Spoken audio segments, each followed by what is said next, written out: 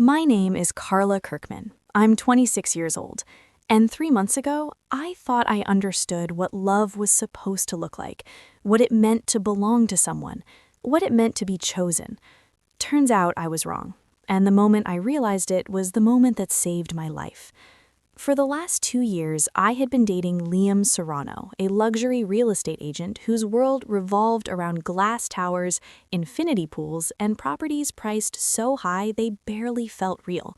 He built his reputation selling eight-figure homes to entertainment executives, tech founders, and people who made more money in a month than I did in an entire year.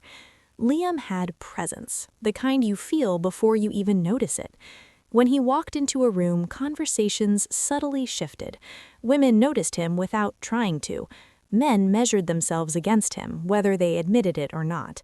He moved like someone who had always been wanted, always been welcomed. And for 2 years, I convinced myself I belonged beside him in that orbit. I met him at a charity gala in Los Angeles, one of those black tie affairs where wealthy donors sip champagne, pose for photos, and loudly support causes they'll stop thinking about by the following week. I was there on behalf of the investment firm I had co-founded with my college best friend, Tyson Blake. We had built it from nothing, no investors, no safety net, just folding chairs, second-hand laptops, instant noodles, and endless nights fueled by caffeine and stubborn belief. It was the kind of origin story people romanticize once the struggle is over, but live through clenched teeth while it's happening. At 26, my life had finally steadied. I lived in a 2-bedroom apartment in Santa Monica with an ocean view. I owned a dependable car. I ran a company managing over $200 million in assets. Not a titan by industry standards, but an unimaginable number to the girl who once counted quarters to afford gas. That night, I had just taken a flute of champagne from a passing tray when Liam approached me like he already knew I'd say yes to whatever he was about to suggest. He smiled, effortless and confident, and nodded at my glass. "You're not going to drink that?" "Why not?" I asked, arching a brow. "Because it's awful," he said, smirking. "Come on, they're pouring the good stuff on the balcony." I should have walked away. Instead, I followed him. We talked for 2 hours about work, ambition, travel, and futures that still felt just out of reach. He liked that I had built something myself. I liked the way he listened, the way he made eye contact like nothing else mattered. When he asked for my number with that calm, assured smile, I thought I'd stumbled into something rare. The first 6 months were intoxicating. Rooftop bars, French restaurants where servers greeted him by name, last-minute show tickets, weekend getaways planned on a whim. He introduced me to people who discussed yacht parties and designer brands as casually as I discussed market trends. He opened doors I had never imagined stepping through, and I believed, foolishly, that he wanted me there because I was intelligent, driven, and real, not another influencer with a curated feed and a flawless tan. But there were signs I ignored. The offhand comments. "You know, Vanessa always loved spontaneous trips whenever I hesitated because of work." Vanessa, the ex-girlfriend who never truly left the conversation, the one his friends adored, free-spirited, unpredictable, famous in their circle for chaos and adventure. Liam insisted they were just friends now, but the way her name was spoken told a different story. She wasn't just an ex, she was mythology. Compared to her, I was dependable, organized, grounded. Traits that make you a great business partner, not necessarily an unforgettable story. I swallowed the comparisons. I laughed them off. I ignored the tight feeling in my chest every time her name surfaced at dinner. Until July. Until Maui. Liam's birthday trip. 8 people, his entire glamorous inner circle. I booked the suite. Oceanfront, private plunge pool, 1,200 square feet, because Liam casually mentioned Vanessa had stayed there the year before and joked about how funny it would be if we ended up in the same place. It wasn't funny, but I pretended it was. First-class flights, activities paid, birthday dinner deposit at an Ocean View restaurant covered. All of it added up to nearly $15,000, a quarter of my take-home income after reinvesting in my company. I told myself it was worth it. He'll appreciate it. The moment we arrived, I knew I didn't belong. His friends were polished, wealthy, effortlessly stylish, people with second homes in Aspen and assistants who managed their assistants. They shared inside jokes from Burning Man, Cabo, Vegas, festivals I'd never attended because I'd been building a business instead. They talked about giant jets, $3,000 handbags, yacht parties, and fashion weeks. I smiled on cue. I nodded when references flew over my head. I did everything I could to disappear politely. Liam was different with them, louder, flashier, more invested in their approval than in my presence. He'd pull me close, then release me moments later, like he kept forgetting I was there. He checked his phone constantly, not for work, but for reactions to the photos he'd posted. Validation lit him up, and Vanessa lingered over everything. Vanessa would have loved this view. Vanessa always ordered this drink. Vanessa used to drag us into the ocean at night. Each mention earned laughter and nostalgia. Liam smiled every time. That smile slowly broke something in me. By Wednesday night, I couldn't finish my meals. By Thursday afternoon, I felt transparent. And by Thursday night, I overheard the truth I was never meant to hear. The balcony doors were open, letting in a warm island breeze that felt gentle enough to believe nothing bad could reach you. I stood in the kitchen, pouring pineapple juice and club soda, the ocean murmuring outside. Soft music drifted in from the living room. Liam's friends were scattered across the balcony with their drinks. Then I heard my name. I mean, Carla's sweet, but God, she's so basic sometimes, Liam said casually. The word didn't stab, it carved. I froze, bottle still in my hand, heart pounding so hard I could feel it in my throat. Brooke laughed, that light musical laugh that only sounds charming when it's not aimed at you. Kendra followed. Basic how? There is nothing worse than hearing people discuss you like an idea they're trying to agree on. Liam leaned back, unaware that the open layout carried every word straight to where I stood. She still gets excited about airport lounges, he said, like it was embarrassing. She's never been to St. Bart's or Mykonos. She's predictable. Predictable, the opposite of Vanessa. I should have walked away. I couldn't. I needed to hear it all. Kendra sighed. So why are you with her then? For a single, desperate second, I waited for him to defend me. He didn't. She's stable, Liam said. After Vanessa, I needed someone who wouldn't create chaos. She grounds me. My parents love her. She's good for me. But sometimes I miss the spark. Brooke teased softly. Miss the Vanessa spark? Liam laughed. Quiet, guilty, honest in the worst way. So Carla's your safe choice, Brooke said. He didn't hesitate. Exactly. Exactly. Exactly. The word echoed in my head as I gripped the counter to keep my knees from giving out. Safe. Basic. Predictable. A placeholder. Not the woman he loved, just the one who made his life easier. I replayed the last 2 years in my mind and saw everything clearly for the first time. The comparisons, the stories, the way I'd bent myself smaller to fit into his world. Then Marissa, Vanessa's closest friend, added softly, I mean, Carla seems nice, but she's not Liam's type. Vanessa was his match. They had chemistry. We all saw it. Brooke nodded vigorously. And the way he looked at her, he doesn't look at Carla like that. Liam didn't defend me. He didn't argue. He didn't even pretend. He just said, yeah, you're not wrong. Something inside me fractured so quietly I almost didn't notice the crack at first. Then it split wider and wider until I felt the emotional floor underneath me collapse entirely. I stepped away before they could say anything else, before I could hear another comparison, before I could hear one more nostalgic sigh about Vanessa, before they could describe any more of the spark I apparently lacked. I walked to the bedroom in silence, closed the door, and finally exhaled. The sound that came out of me wasn't a sob. It wasn't a gasp. It wasn't even pain. It was grief. A grief so quiet it felt sacred, like I was mourning the version of love I thought I had. I stared at my reflection in the dark window, barely making out my own features, and the first honest thought formed in my mind. I don't belong here. Not in this suite, not with these people, not in Liam's world. A world where Vanessa was a goddess and I was the practical stand-in. A world where I was the stability he wanted and the excitement he resented. A world where he could smile at me, kiss me, hold my hand, and still speak about me like a diminished version of the woman he really wanted beside him. A world I stepped into willingly, a world I paid for, a world I tried to prove I deserved. I didn't know it yet, but that night would be the last time I cried over Liam Serrano, because the next night he would say something much worse, and by 4 a.m. I would finally walk away for good.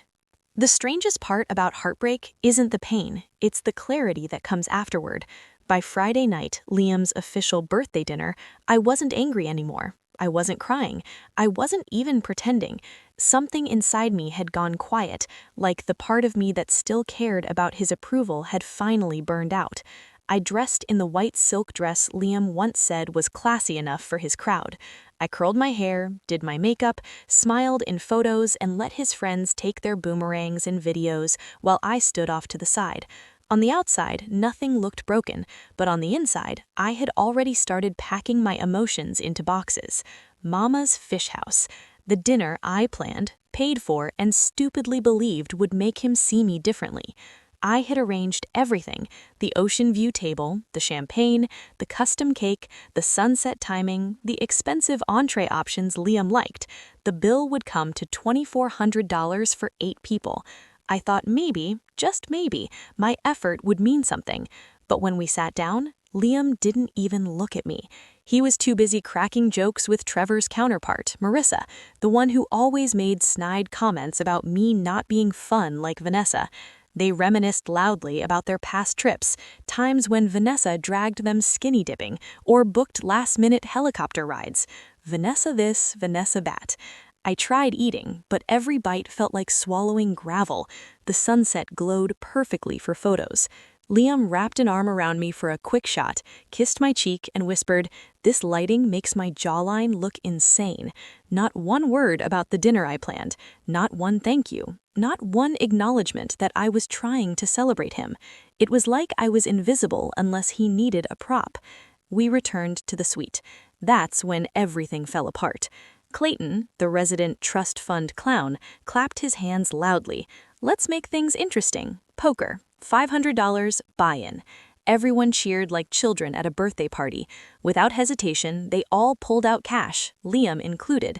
I watched him peel off $500 like it was pocket lint. Meanwhile, I'd already dumped $15,000 into this week trying to please him. I didn't join the game. Poker never appealed to me. Watching people lose money for entertainment made me uncomfortable, especially when it was money I'd practically bled for. So I sat on the couch, opened my laptop, and answered a few quick emails. 5 minutes, that's all it was. 5 minutes before Liam stood up from the poker table and marched over. "Are you seriously working right now?" His voice was sharp enough to silence a room. Everyone looked at us. "I just need to send a couple things." "So typical," he scoffed. "Everyone's having fun and you're there being boring again." The humiliation was instant and burning. Marissa laughed, the kind of laugh that gets under your skin. "Dang, Liam, tell her how you really feel." The table erupted. I closed my laptop slowly, the way someone disarms a bomb. "I said I'm almost done," I whispered, keeping my voice even. Liam rolled his eyes. "Oh my God, Carla, you kill the vibe every time. You really can't handle my world, can you?" Then he said it, the sentence that shattered any illusion I had left. "If you can't handle my world, go home." The room froze. Then laughter. Not quiet laughter, not polite laughter. Loud, wild laughter. The kind that makes you realize everyone's been waiting for this moment. Waiting for the joke to finally break open. Waiting for me to be the punchline. But something strange happened inside me. I didn't cry. I didn't shout. I didn't even defend myself. Instead, a calmness washed over me. Pure, intoxicating clarity, the kind that only comes at the end of a story you've been denying for too long. I stood up slowly. The laughter died. I looked right at Liam, really looked at him, and for the first time I saw him without the haze of love, without the glamour, without the fantasy. I saw a man who needed attention like oxygen, a man who admired Vanessa more than he ever admired me. A man who used me like a seat cushion, comfortable, stable, unchanging. A man whose world didn't even have space for me. And I felt nothing. No anger, no fear, just release. "All right," I said, and I smiled, calm, almost peaceful. They thought I was joking. Clayton smirked. "Easygoing as always. Love it." Marissa raised her glass. A toast to the vibe killer leaving the vibe. Laughter erupted again. Liam scoffed and turned back to the table. Just like that, as if I were already gone, as if I'd never mattered at all. I went into the bedroom, closed the door, and sat on the edge of the bed. It didn't hurt anymore. The pain had burned itself out somewhere between Wednesday night and Liam's cruel little performance. Now there was only clarity. I picked up my phone, opened the airline app, found a flight from Maui to Los Angeles, 6:15 a.m. Rady first class, $600 more. What did it matter now? I booked it without hesitation. Then I opened my banking app. For 3 weeks, Tyson had been begging me to approve one of the largest deals of our lives, a full buyout, $40 million acquisition, a chance to start fresh. I'd been afraid of losing independence, afraid of giving up control, afraid of stepping into a new chapter before I was ready. Now I typed 2 words, accepted. Tyson texted back instantly. "Are you serious?" "Yes, I'll call them in the morning." "Carla, what happened?" My fingers hovered over the screen. I typed, clarity. At 3:30 a.m., I called an Uber. At 4:12 a.m., I walked out of the suite carrying my bag. Everyone was still awake, still playing poker, still laughing loudly at jokes I no longer had to pretend to understand. Liam finally looked up, confused. "Where are you going?" "Home," I said. "Right now?" "You told me to go if I couldn't handle your world." I shrugged. "So I'm going." Clayton let out a low whistle. "Damn," Marissa smirked. Knew she couldn't hang. Liam's face twisted. Annoyance, then disbelief. "Carla, stop being ridiculous." "We're done," I said calmly. "The suite is paid through Sunday. Enjoy your birthday." He stared at me like I'd slapped him, but I didn't wait for a response. I walked out, down the hallway, into the elevator, and toward the life I was meant to live. The doors closed between us. Liam called after me, but I didn't turn around. When I stepped outside, the early morning air smelled like salt and freedom. I didn't know then that this walk, this quiet, steady walk to my Uber, would be the moment my entire life changed. All I knew was this: for the first time in 2 years, I had finally chosen myself. When the plane touched down at LAX that Friday morning, I powered on my phone and watched the screen explode with notifications. Calls, texts, voicemails, dozens of them, all from Liam. But I didn't open a single one. I stared at his name for a long moment, then slid my thumb across the screen and powered the phone off again. Silence. Finally. I went home, closed the blinds, ordered takeout I barely touched, slept for hours at a time, and let my life go still. It felt like stepping inside a cocoon, dark, quiet, weightless, a place where I didn't owe anyone anything. On Sunday morning, after nearly 36 hours of hibernation, I was finally ready to face the world again. I powered on my phone and the messages hit all at once like a collapsing dam. 44 texts, 12 missed calls, 7 voicemails. The tone changed in waves. At 4:30 a.m. in Maui, anger. "You're being dramatic. Grow up, Carla. Everyone thinks you're insane right now." By 8 a.m., confusion. "Where are you? Did you seriously leave? Are you okay?" By noon, remorse. "I'm sorry, can we talk? I didn't mean anything. I said, Carla, please." By Saturday afternoon, desperation. "Baby, please, I love you. Come back. We can work this out. Everyone feels terrible." And by Saturday night, rage. "You're really ending 2 years over one argument? You're so cold, it's disgusting. Good luck finding someone who puts up with your personality." I read them all once, then I blocked his number. I didn't cry, didn't shake, didn't second guess it. It was freedom disguised as silence. Monday morning, Tyson called. "Carla, they accepted. The acquisition team is preparing documents this week. They want to move fast, like 3 weeks fast."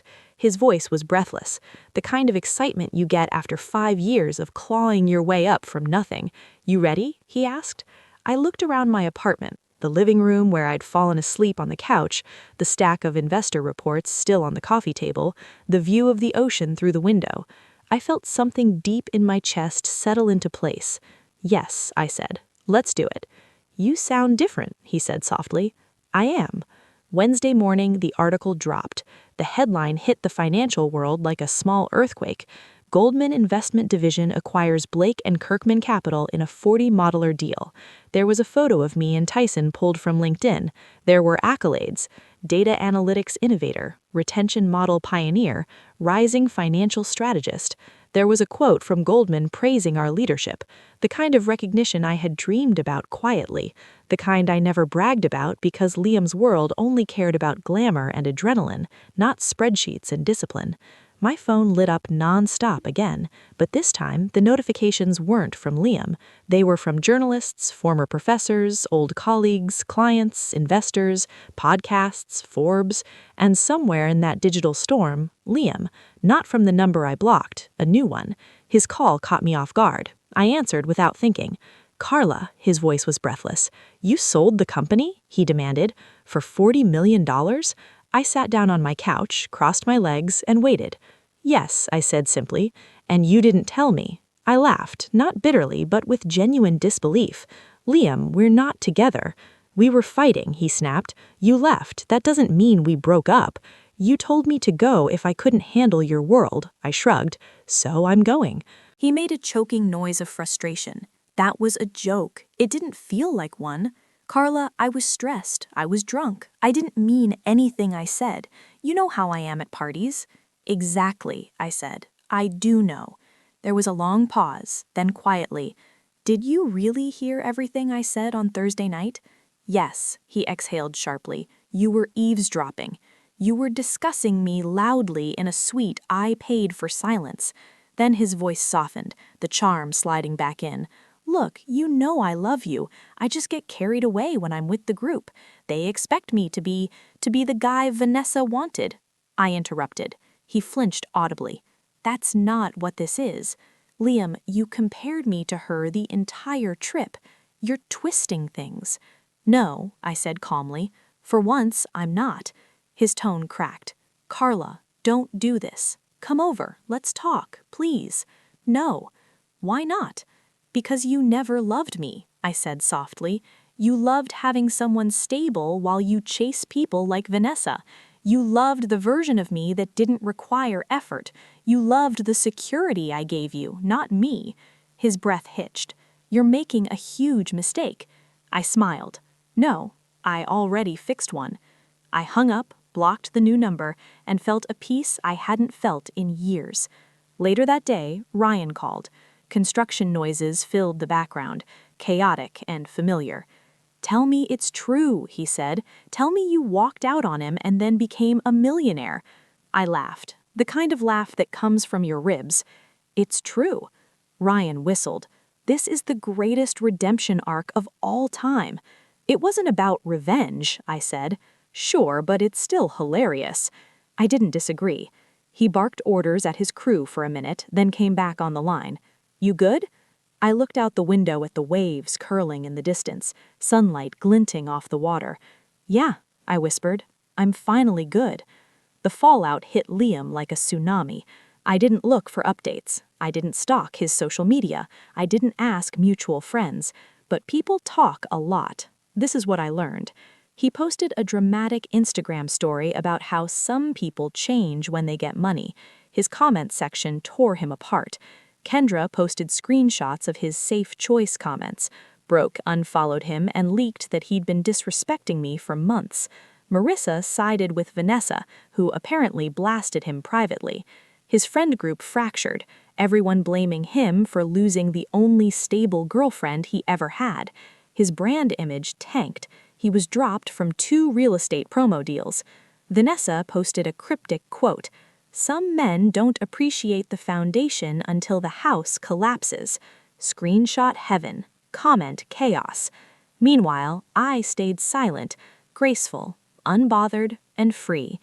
I used my new wealth intentionally and paid off my $60,000 student loans, bought my parents a home in a peaceful neighborhood, set up investments, donated quietly to causes I cared about, hired a therapist, deleted Instagram, reconnected with old friends, took a solo trip to Japan, tried surfing badly, learned to sleep in again, rediscovered my joy, not performative joy, not curated happiness, real joy, the kind that doesn't need validation, the kind that grows quietly and steadily, like a tree finally getting sunlight after years of shade. I didn't think about Liam. Not until one day in a Venice Beach coffee shop, someone walked up to me. One of Liam's acquaintances, someone on the fringe of his social circle. She looked uncomfortable. "Hey, I just wanted to say I'm sorry about everything. A lot of us didn't know how he talked about you, and after the acquisition news, everything blew up. He lost a lot of support. Brand deals, friends, people sided with you." I sipped my latte. "I'm not looking for a victory." "I know," she said softly. "That's why you won." I didn't respond. I didn't need to, because the truth was simple. I wasn't proud of what happened to Liam, but I was proud of what happened to me. The thing nobody tells you about choosing yourself is that peace doesn't arrive loudly. It comes soft, quiet, like the sun rising through gray clouds you didn't even realize were blocking the light. 3 months after leaving that suite in Maui, I had settled into a version of life I didn't know I deserved. A life where I wasn't performing. A life where I wasn't being compared to someone else's chaos. A life where I wasn't twisting myself into a shape that fit someone else's expectations. A life that finally felt like mine. I started doing things I'd always postponed, not because I didn't have time, but because I didn't have room. Liam's world took up all available space, mentally, emotionally, socially. Now that space was open, and I filled it with things that made me feel human again. I took morning walks on the beach before checking emails. I bought myself a yellow surfboard I barely knew how to use. I read books for pleasure instead of research. I cooked at home instead of rushing to keep up with Liam's endless restaurant calendar. I invested more time into the new venture Tyson and I were quietly planning. Nothing flashy, nothing designed to impress investors, just something meaningful. And I rediscovered something I'd forgotten I used to be. Happy. Not glamorous, not perfect, not photogenic or curated for anyone else's consumption. Just happy. One afternoon, while sitting at a cafe in Santa Monica, I ran into someone from Liam's old circle. Not Brooke, not Kendra, not Marissa, just one of the peripheral people. Someone who had floated around their events, part of the orbit but not the nucleus. She hesitated as she approached my table. "Carla, right?" I nodded. She took a breath, her voice softened. "I wanted to say I'm sorry about everything, for how things went down, for how you were treated." I blinked, surprised. "It's fine, really." "No," she insisted gently, "it's not. And a lot of us didn't know the full story until after the acquisition made headlines. When people read the article, everything came out. Screenshots, DMs, things Liam said, things he did. A lot of us were shocked." I stayed quiet, letting her talk. "Vanessa posted screenshots of him begging for her attention while he was with you. Marissa leaked private messages about how he talked behind your back. It wasn't pretty. For a moment, the air between us felt heavy, but I didn't feel satisfaction or triumph or vindication, just a distant understanding. I hope he figures things out," I said honestly. Her eyes softened. "You're a better person than I am." I smiled politely, thanked her, and walked out of the cafe with my iced latte in hand. And for the first time, I realized I wasn't angry anymore, not even a little. That part of me had healed completely. Back home, I sat on my balcony and watched the waves roll onto the shore. The sun was dipping low, painting the ocean gold, the same shade of gold that glowed across Liam in Maui when he was surrounded by people who adored him more than they ever respected me. I leaned back in my chair and let the breeze brush across my skin, and I thought back to that exact moment, a honk, a man telling me I wasn't enough for his world, a room full of people laughing, a version of myself so starved for love she didn't realize she was being devoured. I remembered how my hands shook as I zipped my suitcase, how my heart raced as I clicked book flight, how my legs felt like jelly walking out of that suite. And yet that walk was the strongest thing I had done in years. A few weeks later, Tyson and I finalized our next project.